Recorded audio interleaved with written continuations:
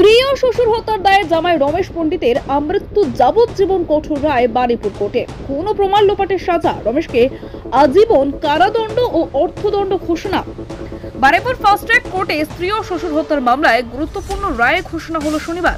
অভিযুক্ত রমেশ পণ্ডিতকে বিচারক কৃষ্ণেন্দু সরকার আমৃত্যু যাবজ্জীবন কারাদণ্ডের নির্দেশ দেন, সঙ্গে 10,000 টাকা জরিমানা করা হয়েছে। শুধু তাই নয়, প্রমাণ লোপাটের অভিযোগেও তাকে 6 বছরের সশ্রম কারাদণ্ড ও 5,000 টাকা জরিমানা করা হয়েছে। জরিমানা অনাদায়ের আরও 6 মাস কারাভোগ করতে হবে।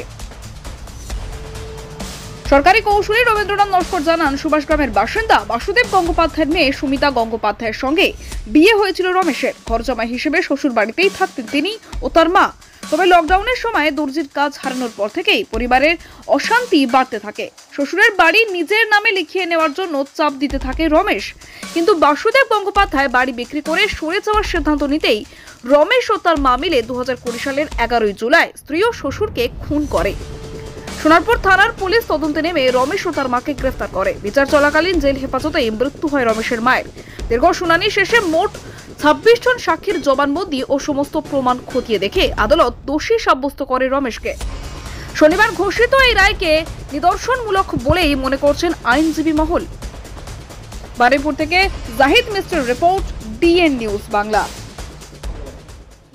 আজকের সোনারপুর থানার কেস নম্বর 550/2020, এই কেসের সাজা ঘোষণা করলেন বারুইপুরের ফাস্ট ট্র্যাক কোর্টের বিচারক কৃষ্ণেন্দু সরকার মহাশয়।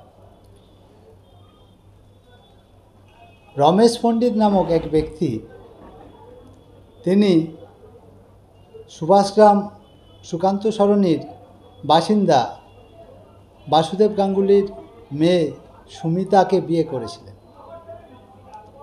বিয়ের পরে তাদের একটা বাচ্চা হয়, একটা মেয়ে, তার নাম রাজেশ্বরী পণ্ডিত। ওই বাড়িতে রমেশ পণ্ডিত ঘরজামাই হিসেবে থাকতেন এবং তার মাও ওই বাড়িতে থাকতেন। বাড়িটা ছিল বাসুদেব গাঙ্গুলির।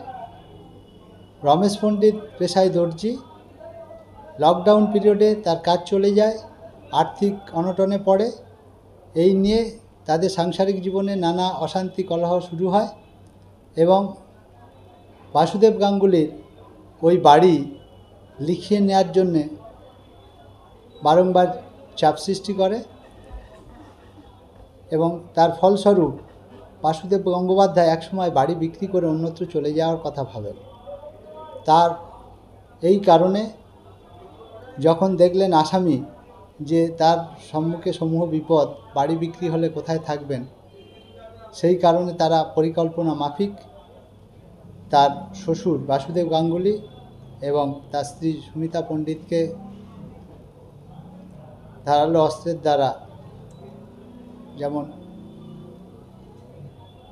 কুড়ুল এবং কাঁচি দ্বারা আঘাত করে এবং তাদেরকে ওই বাড়িতেই খুন করে তার খুনের জিনিসপত্র, অস্ত্রশস্ত্র বিভিন্ন জায়গায় লুকিয়ে রাখে। তাদের রক্তমাখা জামা কাপড়ও লুকিয়ে রাখে প্রমাণ লোপাটের কারণে। এবং এই ঘটনার অভিযোগ সোনারপুর থানায় যাওয়ার, সোনারপুর থানা কেস স্টার্ট করে তদন্ত শুরু হয়। তদন্তকারী অফিসার প্রদীপ কুমার রায় তদন্তকালে আসামি রমেশ পণ্ডিত ও তার মা অঞ্জলি পণ্ডিতকে গ্রেপ্তার করে। জেল হেফাজতে রেখে তাদের বিচার চলছিল। জেল হেফাজতে থাকাকালীন অঞ্জলি পণ্ডিত মারা যান এবং আমাদের সরকারি পক্ষের 26 জন সাক্ষী নিয়ে আমরা অন্যান্য সমস্ত দিক দিয়ে আমাদের সন্দেহের ঊর্ধ্বে থেকে আমরা প্রমাণ করতে পেরেছি অভিযোগটা। সেই কারণে কোর্ট রমেশ পণ্ডিতের বিরুদ্ধে তাকে ভারতীয় দণ্ডবিধি 302 এবং 201 ধারায় তাকে দোষী সাব্যস্ত করে। 302 ধারায় তাকে যাবজ্জীবন সশ্রম কারাদণ্ড আমৃত্যুকালীন সঙ্গে 10,000 টাকা জরিমানা করেছেন এবং 201 প্রমাণ লোপাটের কারণে তাকে 6 বছরের সশ্রম কারাদণ্ড সঙ্গে 5,000 টাকা এবং অনাদায়ে আরও 6 মাসের জেল করেছেন। এই কেসটা আমি সরকারি আইনজীবী রথীন্দ্রনাথ নস্কর আমি পরিচালনা করেছি।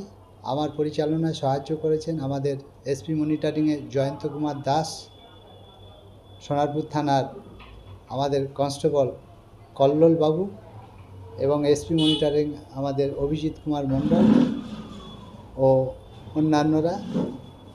আমরা আজকের দীর্ঘ পথ অতিক্রম করে আজকের সন্ধ্যের ঊর্ধ্বে থেকে আমরা এই কেসের সঠিক বিচার দিতে পেরেছি।